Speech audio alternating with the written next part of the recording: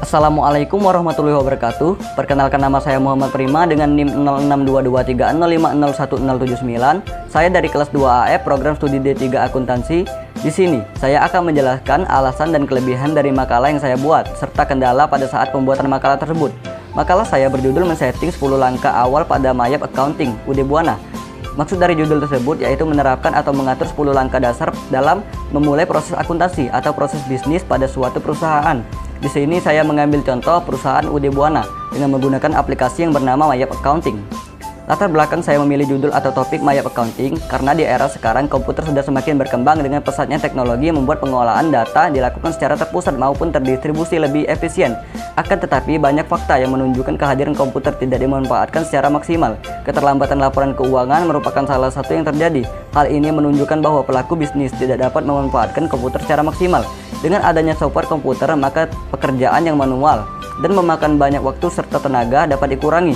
Untuk mempermudah salah satu pekerjaan bagi para pembisnis, maka dibuatlah software khusus untuk program komputer akuntansi, yaitu Mayap Accounting.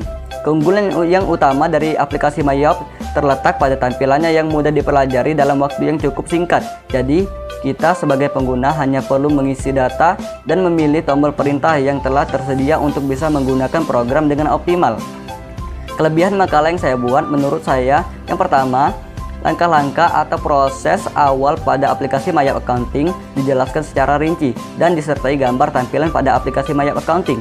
Yang kedua, bahasa yang saya gunakan dalam makalah yang saya buat adalah bahasa Indonesia baku dan dikemas dengan penjelasan yang sederhana sehingga mudah untuk dimengerti.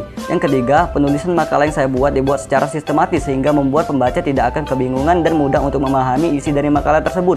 Yang keempat, makalah yang saya buat dapat membantu pembaca untuk lebih mengenal dan memahami serta menambah wawasan berkaitan dengan cara mengoperasikan aplikasi Mayap Accounting. Kendala ketika membuat atau mengedit makalah tersebut. Yang pertama, saya cukup kesulitan untuk mencari sumber referensi yang bagus. Yang kedua, kurangnya pengetahuan mengenai perintah yang ada pada Microsoft Word sehingga cukup membuat saya terhambat dalam membuat dan mengedit makalah.